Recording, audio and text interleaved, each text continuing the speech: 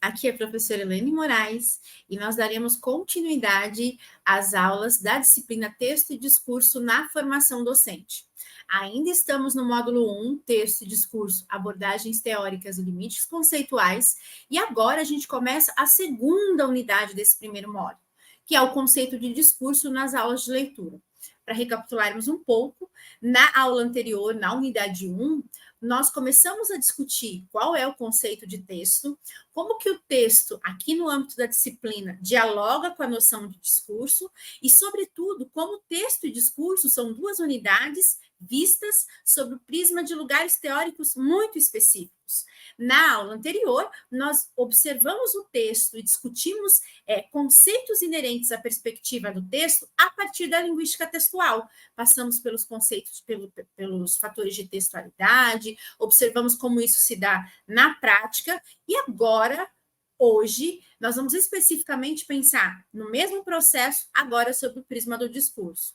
E há um diferencial. Se na aula passada o ideal foi nós pensarmos nas modalidades de linguagem, como o texto vai ganhando uma nova configuração, a depender da materialização desse texto numa linguagem verbal, numa linguagem não verbal, numa linguagem multimodal, o foco agora é pensar esse texto, né, enquanto possibilidade do discurso, mas especificamente nas aulas de leitura, uma vez que a disciplina também tem esse pezinho na formação docente, na relação com a formação docente, que é tão especial aos cursos de licenciatura, não apenas ao curso de letras.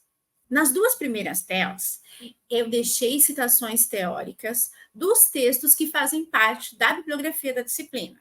Mas, aos poucos, você terá a oportunidade de fazer outras leituras e de se desdobrar no envolvimento com pesquisa, no envolvimento com a prática analítica e conhecer outras possibilidades conceituais, tanto na mobilização da categoria texto, quanto na mobilização da categoria discurso. Então, observando bem, aqui com Madureira 2017, página 46, o que a gente tem é como que a passagem do texto para o discurso não é uma passagem simplesmente de ruptura.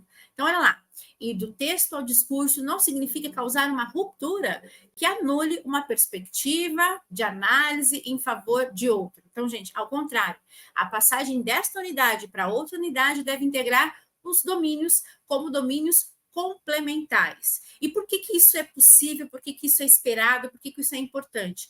Porque é a partir deste movimento que nós temos, que nós damos início à instauração de sentidos com historicidade. Então, essa primeira relação de complementaridade é importante, e com Nobre Simões a gente começa a pensar um pouquinho que esses sentidos, então, esses sentidos que são instaurados nessa passagem, eles são determinados por quê? Por posições ideológicas em jogo no processo sócio-histórico em que são produzidos os discursos. Vejam que aqui a gente começa a ter duas outras cadeias teóricas, teórico-conceituais, que são importantes para nós. A noção de posições ideológicas e a própria concepção de processo sócio-histórico. Agora, pensar a noção de texto não é ficar nas margens de um texto qualquer, não é pensar em termos de unidade. Eu chamei atenção um pouquinho sobre isso na aula passada.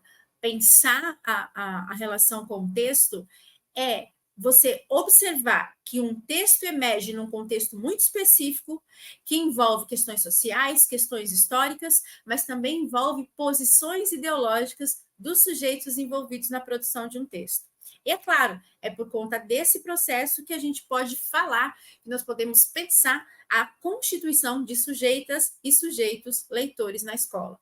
Essa constituição é muito importante. Lembrar que a aluna, o aluno, quando chega à escola, tem uma história de leitura, tem seus conhecimentos prévios, faz adesão a determinados discursos e a determinadas posições ideológicas e não outras. Então, isso em mente faz com que o processo, né, com que o trabalho com o texto, com que o processo de leitura não seja um processo uniforme, homogêneo, que não considera a diversidade. Porque qualquer processo uniforme e homogêneo de leitura mata inúmeras possibilidades de sentido e inúmeras possibilidades de produção de conhecimento, uma vez que nós temos, então, sujeitas e sujeitos diferenciados diante de nós. Bom, aqui há uma representaçãozinha para a gente começar a entender como esse é um processo totalmente interligado e metamorfótico. Por quê?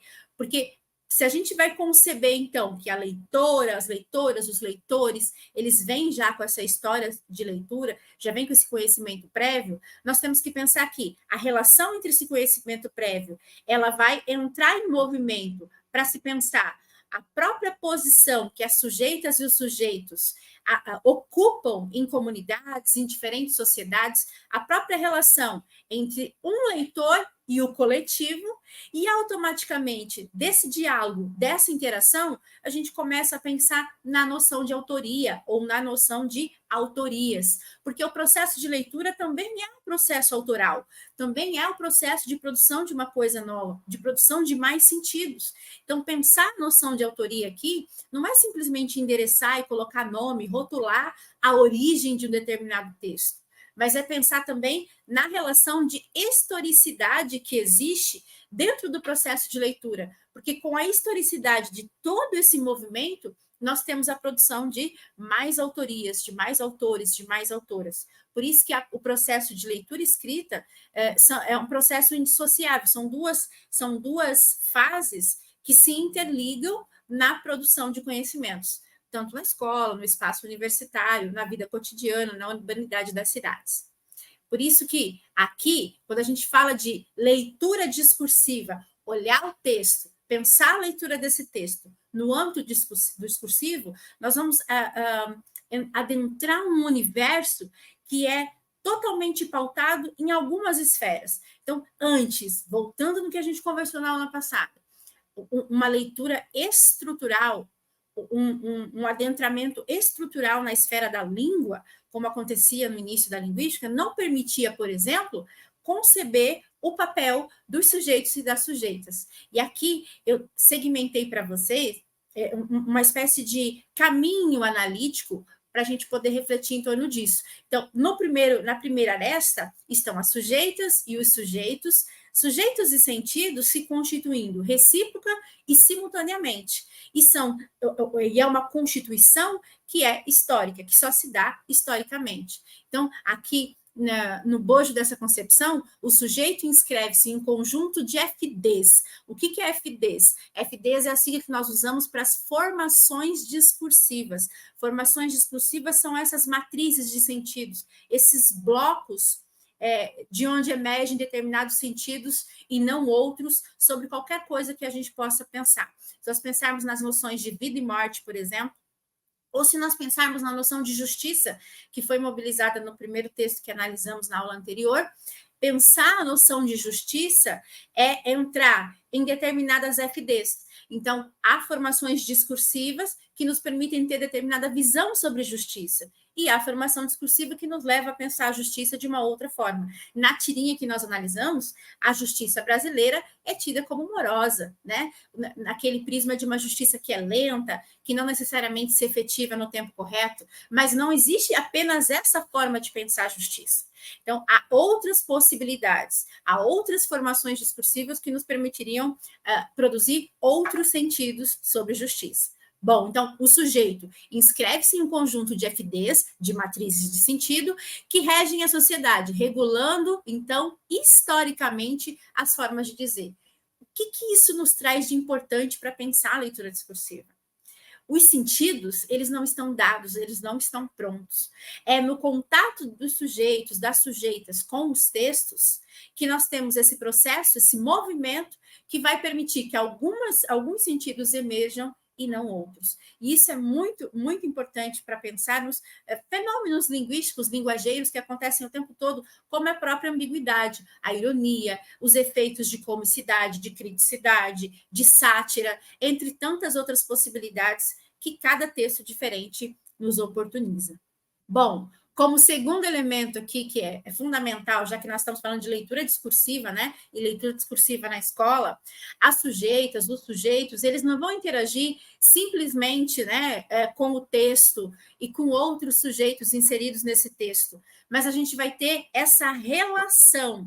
A interação, ela é muito maior. Aqui na representação, a gente tem a representação de uma interação também com a autoria, com essa instância da autora, do autor, e com a instância de uma leitora, de um leitor virtual, que é cada texto, ele pressupõe, ele tem uma configuração, a partir de suas formações discursivas, que pressupõe a interação com determinados sujeitos, com determinadas sujeitas. Esses determinados sujeitos e determinadas sujeitas são o que a gente chama de a instância de leitura virtual. Quer dizer, o leitor ou a leitora esperados. Agora, esse processo de interação, ele é ininterrupto. Nós podemos pensar, por exemplo, na escrita diarística, foi uma escrita que eu movimentei na aula anterior. A mesma pessoa vai fazer a leitura da própria escrita 10 anos depois, 15 anos depois, 5 anos depois, enfim. Essa nova leitura já não produz certos sentidos que corroboraram na primeira vez. É essa instância que nos permite entender que a noção de leitura virtual, de leitor, de leitora virtual, está para esse imaginário, para a cadência do que a gente espera que pode acontecer na produção de sentidos em determinado momento sócio-histórico em que se tem o contato com esse texto. Terceiro e quarto eixos aqui, né? No terceiro, os múltiplos e variados modos de leitura. Pensar em efeitos de leitura de cada época e cada segmento social. Acho que isso aqui é muito interessante para a gente pensar um pouquinho, até alguns discursos em circulação na sociedade hoje. Hoje já se pode falar, por exemplo, em gordofobia, né? Já se pode pensar em processos, discursos estabilizados que promovem uma extrema violência contra um determinado padrão, né, corporal, ou contra até um problema que é de saúde pública. E o que acontece? Historicamente, nem sempre foi assim. Houve momentos na história da humanidade em que a mulher, por exemplo, a mulher que era considerada uma mulher de classe abastada, uma mulher de saúde, era uma mulher que gozava de um corpo que hoje poderia ser configurado como um corpo gordo. Vejam que a noção de gordura ou a noção de saúde, ou mesmo a noção de beleza, são três noções entrelaçadas nesse processo para pensar a gordofobia, acrescentando-se o eixo da violência. Essas noções, ao longo dos anos, elas foram ganhando novos contornos. Então, a cada época, a gente tem, em cada segmento social, nós podemos promover determinados tipos de leitura, efeitos de leitura, e não outros. E isso nos leva à concepção final de que todo dizer é incompleto. O que significa que todo dizer é incompleto? A completude de um dizer se dá justamente na relação entre esse dizer, esse texto, e as leitoras e os leitores em determinado momento da história. E, gente, pensando em todos esses eixos que eu fui abrindo aqui com vocês, qual é o papel da escola? A primeira coisa importante, a escola acaba muitas vezes confundindo destinatário com leitor ou leitora. E o que isso significa? Né? Significa que produzir textos para um determinado eixo, se você vai trabalhar, por exemplo, com um texto científico, vamos iniciar o texto científico na escola, vamos introduzir esse pensamento do que é fazer uma pesquisa entre alunos, por exemplo, do ensino médio. Num processo como esse, quando se produz um texto esperando um público de divulgação científica, um público muito específico, aberto às descobertas da ciência, nós estamos pensando num processo em que a produção ela é direcionada para um leitor, para uma leitora virtual. Mas isso não significa que essa produção se restringe a esse público. Qual é a nossa grande preocupação e o maior cuidado que é preciso ter quando se trata de pensar, então, a relação da leitura e o papel da escola? A abertura, pensar que um texto ele não é completo, ele vai ganhar novas dimensões a partir dessa interação com diferentes sujeitos, com diferentes sujeitos. Isso nos leva ao não fechamento, nos leva a entender que certas estruturas repetidas e certos modelos, eles podem até criar, num determinado momento, uma esfera didática, mas eles jamais podem restringir o processo, o trabalho com o texto na escola, justamente porque não há modelo suficiente para dar conta dessa heterogeneidade de público e heterogeneidade de momentos históricos com os quais a gente vai contar quando se trata da relação entre texto e a sociedade, entre texto e as pessoas e a humanidade. E uma outra coisa muito importante que muitas vezes a escola acaba direcionando, escola como instituição, claro, sem uniformizar e sem demonizar as escolas, porque as escolas têm um papel importantíssimo na nossa sociedade, mas muitas vezes o que acaba acontecendo nessa instituição, né, em algumas instituições, é a criação de modelos, né? Modelo do que é a leitura autorizada, o que é a leitura não autorizada, ou mesmo essa relação tão forte com os manuais. Quem nunca viu, né, a emergência nos espaços discursivos da internet de propostas, minicursos, oficinas, dicas, materiais que prometem vender a redação perfeita, seja para o Exame Nacional do Ensino Médio, seja para os concursos vestibulares. E por que isso acontece, né? Esta visão engessada do que é o texto e a visão engessada que confunde o que é destinatário com o que é leitor. Bom, segunda questão importante no que diz respeito, então, a esse papel da escola, e é uma questão que é entrelaçada à outra, é a impossibilidade de haver uma autoria onipotente, origem e controladora do dizer. Isso porque aqui na concepção discursiva, nós não temos esse controle dos sentidos. Então, muitas vezes, uma pessoa... Por que tantas situações, as pessoas dizem alguma coisa para sua interlocutora, para o seu interlocutor, e pede desculpa seguindo da seguinte expressão: não era isso que eu queria dizer. Nós não temos controle dos sentidos, e em tempos de internet, muito menos, né? Nós estamos aí nas culturas do cancelamento. Quantas autoridades ou até pessoas famosas vêm a público, muitas vezes, desdizer, redizer, reconstruir, se justificar em função da postagem, da circulação de determinado conteúdo diretamente na rede, ou mesmo em função da necessidade de explicar um clique, uma foto, uma frase descontextualizada que acabou circulando. Então, entender que nós não somos origem total de um dizer, porque se o dizer está aí, ele tem fonte na memória, ele tem relação com tantos outros dizeres que foram ocorrendo, né, ao longo do tempo. Se ele está aí, ele não tem essa autoria onipotente, e ao mesmo tempo, se ele circula, a gente não tem mais como controlar os sentidos. Acho que para entender um pouquinho essa noção de autoria onipotente, basta lembrarmos um pouquinho da tirinha. Na tirinha, por que a gente espera a construção do humor, do efeito de humor ou de certa crítica? Porque, historicamente, já sabemos como funciona um texto tirinha.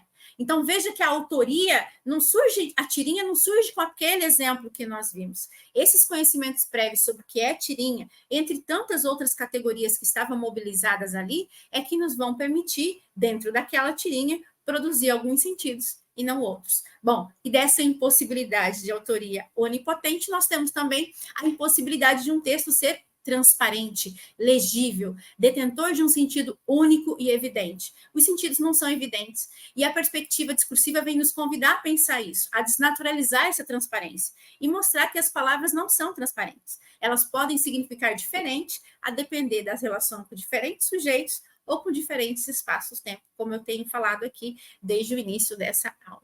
E aí, bom, pensar então a legibilidade, pensar nessa clareza, naquilo que é passível de interpretabilidade, não é pensar em alguma coisa que se resume ao texto apenas, mas é pensar na relação entre texto e sujeitos e sujeitas. Então, na escola, quando se vai escolher, né, qual vai ser a leitura de um bimestre, de uma aula, de uma atividade, de uma avaliação, a grande contribuição, né, que professoras e professores podem realizar é conhecer, né, qual é o seu público, qual é o momento, o que a gente pode fazer para que este texto sirva de melhor possibilidade de diálogo e abra a possibilidade para mais diálogos quando no contato com essa aluna, com esse aluno. E aí, claro, se a gente pensou em todos esses movimentos, o papel da escola no que diz respeito, né, à formação ou à compreensão do que é a leitora, do que é o leitor, é entender que a instância de leitura é esse lugar tanto de compreensão de um texto, mas também é um lugar de formulação. Por quê? Falar que é um lugar de formulação, essa palavra formulação é um conceito em análise do discurso. Análise de discurso é pensar que A leitura também é uma produção de mais textos, é uma produção de mais sentidos, justamente dando para essa categoria sujeito um papel um pouco mais ativo, né, no processo de relação com qualquer tipo de texto, em qualquer modalidade de linguagem. Por isso que a gente usa essa expressão aqui, né, da linguagem já lá e efeito de literalidade. Toda vez que a gente escuta alguém falando, eu vou usar a palavra, por exemplo, vamos pensar, vou usar a palavra justiça no sentido literal. A literalidade, ela é uma construção, ela é um efeito. Ela vai ser literal para quem? Em que conjuntura, né? Para quem que vai ser transparente falar em justiça e o sentido vai ser sempre um? É essa a noção que a AD e que a perspectiva discursiva vem trazer para a gente. Esse desafio, entendermos que as palavras não são transparentes, que os sentidos não são únicos, que leitoras e leitores têm modos distintos de realizar o contato com determinado texto. Bom, por que essas perguntas são importantes? Então, como se produzem sentidos e como aderimos a eles? Uma coisa fundamental: se não existe um sentido único, quem começa a aprender a perspectiva discursiva muitas vezes cai na seara, né, de pensar assim, bom, então todo sentido é possível. Não é que todo sentido é possível. Nós temos um limite. E esse limite se dá pela materialidade. O que é a materialidade? É a própria formulação. Então, dentro da tirinha, aquela tirinha que nós movimentamos na aula passada, nós não poderíamos, por exemplo, olhar para aquela tirinha e produzir sentidos em torno, por exemplo, da corrida espacial no mundo. Por que nós não poderíamos produzir sentido sobre isso? Porque não há nada dentro daquela materialidade, na formulação, nas linguagens mobilizadas ali, na relação com o nosso momento sociohistórico, que nos permitam fazer esse tipo de leitura ou produzir sentidos em torno disso na relação com aquela tirinha.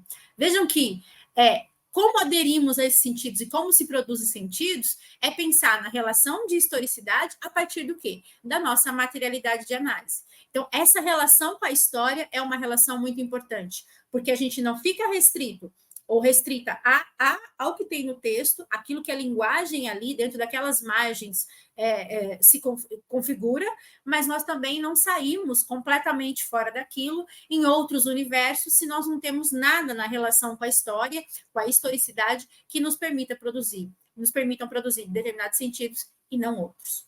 Bom, então, pensar essa legibilidade é entrar num outro conceito que é extremamente importante para a perspectiva discursiva, que é a noção de condições de produção. Condições de produção, a grosso modo, fazendo uma aproximação bem rústica, está ligada à noção contextual, que nós vimos na linguística textual. Então, pensar essa relação é entender que ler é levantar marcas e propriedades. Marcas está para essa formulação, para esse elemento linguístico, para essa parte da linguagem verbal, não verbal, multimodal. E as propriedades é pensar no funcionamento, na constituição, no aspecto ideológico do qual nós falamos há pouco. Então, se ler é levantar marcas e propriedades, ler acaba configurando, né, acaba sendo uma prática social, a partir do jogo de imagens construído.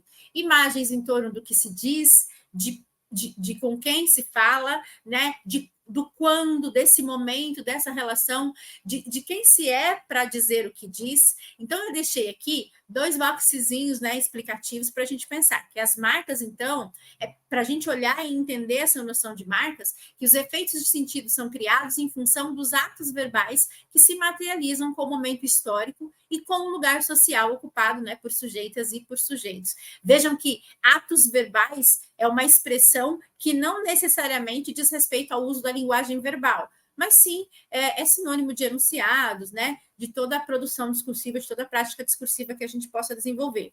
E as propriedades estão, então, para esse funcionamento discursivo. É pensar a relação entre um dizer e seu contexto e suas condições de produção.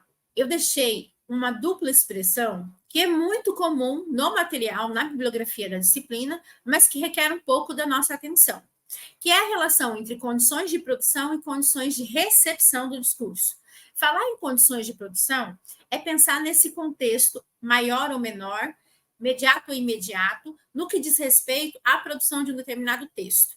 Falar em condições de recepção é uma expressão que não é adotada e aceita em todas as vertentes da perspectiva discursiva. Mas como ela perpassa o material, então eu trouxe aqui para nós. Porque falar em recepção é imaginar, por exemplo, que a gente consegue contornar, que a gente consegue ter acesso à forma como um determinado sujeito produz sentidos no contato com um texto, no processo de leitura. E nós não temos acesso a isso, né? Essa divisão é muito mais para a gente entender que existe dois tipos de condição de produção. As condições de produção de uma determinada textualidade e essas condições de produção do próprio processo de cada leitura que realizamos quando no contato com um texto. Então, aqui para a gente, não dá para garantir que ao ler, né, uma sujeita, um sujeito vai apreender determinado sentido e não outro. A gente não tem como ter um controle. Por quê? Porque os sujeitos, eles são afetados pela ideologia, por essa posição que ocupam ou pelas posições que podem ocupar em sociedade a partir dos nichos culturais, históricos e sociais que envolvem a vida no coletivo. Então, pensar os sentidos nesse meandro entre as condições de produção e aspas, né, bem entre aspas, as condições de recepção do discurso, é entender que os sentidos, eles estão nessa troca de linguagem, eles vêm da interlocução. Reparem que aqui na disciplina, nós estamos primeiro pensando a prática desse processo para depois caminharmos, né, nas duas últimas unidades para pensar esse lugar teórico da análise de discurso, justamente porque esta é uma disciplina introdutória para pensar essas categorias. Ainda haverá, né, nos cursos de licenciatura e bacharelado, outras disciplinas que vão adentrar, de fato, as teorias textuais e as teorias discursivas. Mas aqui é importante pensar que essa noção de efeitos e essa relação com sentidos já nos dá o norte de qual é a concepção de discurso que adotaremos aqui na disciplina. O discurso é efeitos de sentido entre sujeitos. Pensar em efeitos de sentidos é como imaginar realmente uma reta e imaginar que nos dois pontos, nos interlocutores, nesse espaço de troca, nesse espaço-tempo, a gente pode produzir determinados efeitos de sentido e não outros. Alguns sentidos são possíveis e não outros, e são sentidos moventes. Duas pessoas podem discutir sobre o mesmo tempo em diferentes momentos da sua vida em conjunto e vão produzir, em cada momento desse, sentidos completamente diferentes. Bom, e nisso a gente cai, então, num exemplo do qual eu gosto muito. Eu gosto não pela tristeza que ele pode nos causar, mas pela riqueza de reflexão e crítica que nós podemos estabelecer. É claro que aqui num espaço de aula gravada, a gente vai só começar, né? Vai dar a pontinha de um iceberg, de uma discussão que é fundamental, que é a noção aqui, né, configurada no slide, de como que a pobreza significa diferente. E vejam que a palavra pobreza poderia ser substituída por tantas outras, porque esta charge que teve muita circulação, né, no período do isolamento social ou no contexto de maior emergência da pandemia, porque, né, a pandemia não acabou, nós temos aí a representação de dois mundos, uma representação configurada na formulação, marcada imageticamente na charge. E nessa configuração, duas condições de existência e de estudo, de envolvimento com materiais, de envolvimento com o espaço do lar, né, com o espaço de ambientação, são completamente distintas. Veja que pensar a relação de pobreza, se a gente entender que pobreza enquanto categoria, enquanto texto verbal, tem um sentido único e acabado, nós não conseguimos abrir margem para reflexão em torno dessa charge, para perceber como foi uma experiência diferente para pessoas no mesmo bairro, às vezes numa mesma cidade, numa mesma instituição, no mesmo país. Essa divisão de mundos, né, essa desigualdade social, essa desigualdade de direitos, ela não existe, não se concretiza juridicamente, porque o direito é amplo, né? E as pessoas deveriam ter direito às mesmas condições. Mas na prática, não é isso que acontece. E na prática, nós temos outras perspectivas. Se vocês observarem, né, no campo esquerdo da tela, nós temos uma janela aberta não só para o ar que entra, para o sol, para a iluminação, para as condições climáticas mais adequadas, mas aberta para o futuro, aberta para o espaço universitário, aberta para uma preparação. E uma série de recursos ali tornam essa vivência e esse contato com essa abertura um contato contemporâneo, um contato tecnológico, um contato, inclusive, marcadamente, né, próspero na própria expressão facial do personagem representado. E, de outro lado, nós temos a mistura, né, de espaços diferentes, condições de iluminação distintas, nós não temos uma janela aberta, né, nós não temos a tecnologia efetiva, pelo menos essa com a qual tanto se buscou produzir conhecimentos, sobretudo durante o chamado, né, ensino remoto, entre tantas outras coisas que nós poderíamos mobilizar aqui.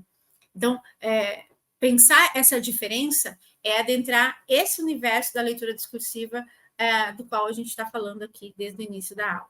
Bom, então, já que nós entendemos que o sentido não é único e que os níveis são diferentes, né, que a gente tem mudanças no processo de produção de sentidos, aqui eu deixo para vocês começarem a pensar nos níveis de leitura. Então, se o papel do leitor ou da leitora é produzir sentidos e não capturar, e não aprender, porque não tem alguma coisa pronta, né, já pré-estabelecida, essa relação ela vai perpassar vários elementos. Ela vai perpassar a relação com o próprio enunciado, esse enunciado configurado em diferentes modalidades de linguagem, a relação com o contexto, primeiro o contexto linguístico, como que determinadas palavras, determinadas expressões, determinadas imagens representam ou podem produzir sentidos em um determinado momento. Então, eu posso pegar aqui, como exemplo, a forma como as cores da bandeira do Brasil, ou as cores muito mobilizadas na camiseta da seleção de futebol, né, ou de outras seleções esportivas, acabaram ganhando novos significados em determinados momentos históricos da política brasileira. Só aí a gente já começa a perceber que o contexto linguístico, veja, as cores começam a representar diferentemente em momento histórico no mesmo país, na mesma comunidade, no mesmo bairro, no mesmo município, no mesmo estado. E aqui, além da relação com o enunciado e com o contexto, a própria relação com a enunciação, né? Com o processo de troca especificamente. E a relação com o texto, como algo maior, pensando-se no contexto textual, porque dentro de um texto a gente tem contextos mais imediatos e mais imediatos. Já que a gente entendeu que todas essas esferas estão envolvidas nesse processo, nós temos aí diferentes níveis de leitura. A leitura inteligível, pelo próprio nome, você já pode entender, ela pressupõe uma clareza, pressupõe uma inteligibilidade. Portanto, é uma leitura um pouco mais mecânica, mais superficial. Quem já estudou linguística se deparou com a expressão decodificação. É uma leitura mais ligada ao processo de decodificação. O nível interpretável, que é um segundo nível, ele já é um nível mais de formulação. Então, formulam-se os sentidos já postos dentro dessa noção de repetível, com essa ilusão de haver uma relação direta entre o que o texto contempla enquanto linguagem, enquanto formulação, e o que ele pode significar. É aqui que a gente acha que as coisas estão claras e que elas são impossíveis de compreender em qualquer tipo de duplo sentido ou de ambiguidade. Todo mundo que escreve, a depender do gênero textual, é claro, escreve querendo promover determinada clareza, né? E o terceiro nível, que é o compreensível, que é um nível mais profundo, ele sim nos permite atingir o funcionamento da língua, o funcionamento de uma língua que está sujeito, né, à própria leitura. Então, pensar que atingir o funcionamento é adentrar esse terceiro nível, é entender que, bom, determinada palavra pode até não ser uma palavra normalmente utilizada para promover ambiguidade, mas em determinado contexto ela pode promover o duplo sentido. É a gente entender como acontece esse funcionamento ali, naquele contexto, naquela conjuntura. Isso nos leva a uma questão muito importante, né? No que diz respeito ao trabalho com a leitura na escola, o trabalho com a leitura no espaço universitário, né? A diferença entre texto lacunar e texto intervalar. Pensar o texto lacunar é pensar que um texto deixou lacunas, é ter essa ilusão de completude, achar que num texto cabe tudo, né? A fazer uma dissertação para o Enem, cabe tudo. Você tem que ter todas as informações e saber promover, no final, né, uma contribuição. Pensar o texto intervalar já é conceber que algumas coisas, né, não serão necessariamente ditas. É conceber o silêncio, é ler o não dito. Aqui no gênero aula, quantas categorias, né, eu não gostaria de movimentar e de mobilizar, mas como o contato que você tem com com este vídeo, com esta gravação é posterior e não concomitante, quantas coisas não poderíamos trocar?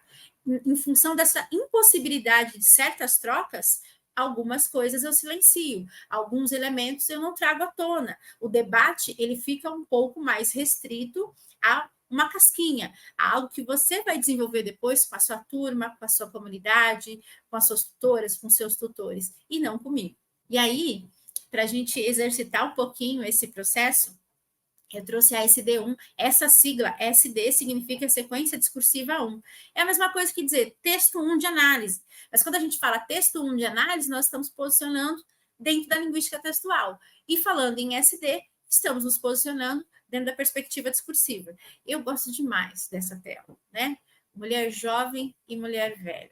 É uma tela antiga, mas altamente contemporânea, se for para a gente pensar nessa relação de sentidos que são possíveis. Como se produzem os sentidos, né, a partir dessa tela? Que mundos estão representados aqui?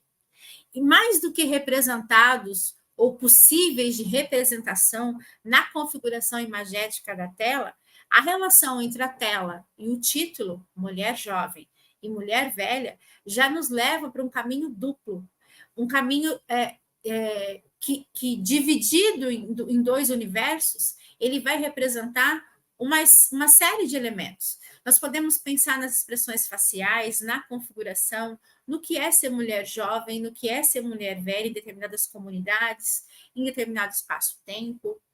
Vejam que eu bato muito nessa tecla, porque ela é uma tecla importante, e nós podemos produzir diferentes tipos de leituras a partir deste universo, porque a palavra velha em si, enquanto um adjetivo, ele vai nos promover e nos conduzir para alguns espaços, né, para algumas configurações culturais, de pensar o que é a velhice. O que é considerar que alguma coisa ou alguma pessoa possam ser definidas dessa maneira. E por que essa definição de velhice, ela aqui ocorre aproximada com a ideia de mulher? Por que pensar a velhice sobre o prisma feminino? O que muda? O que não muda?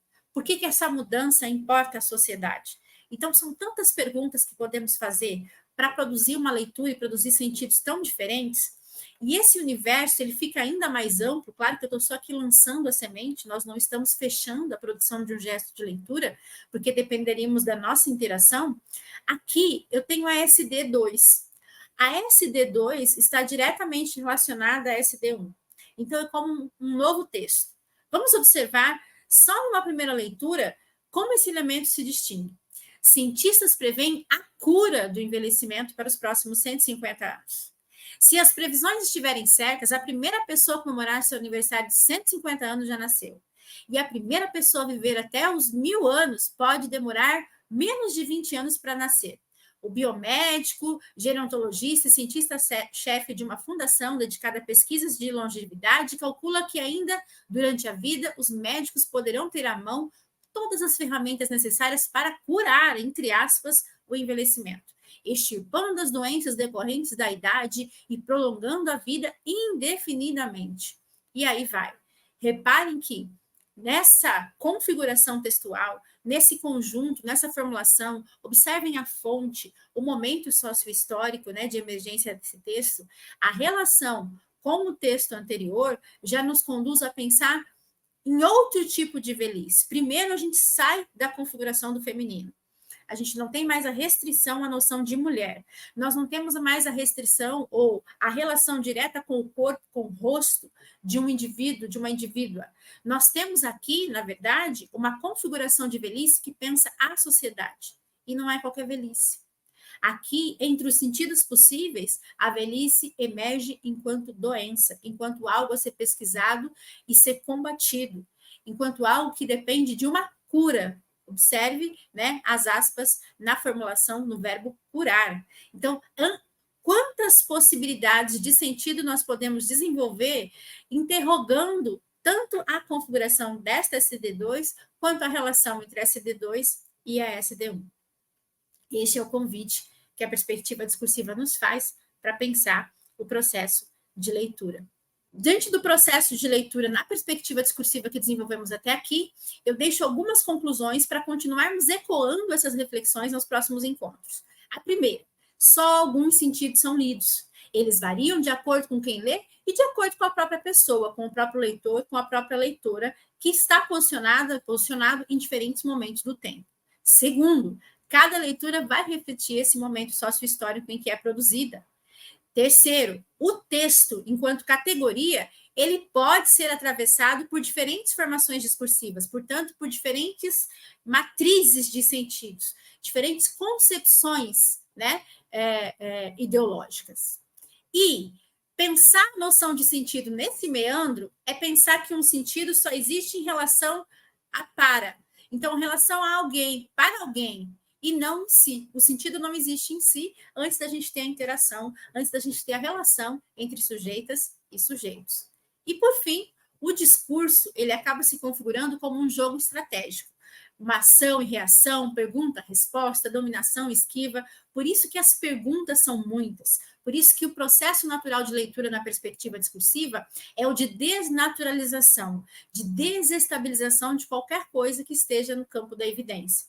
Pensar isso é pensar a noção de luta, né? Na leitura, pode-se trazer sentidos de outra formação discursiva para deslocar aquela leitura primeira que poderia ser possível e dar sustentação à própria leitura.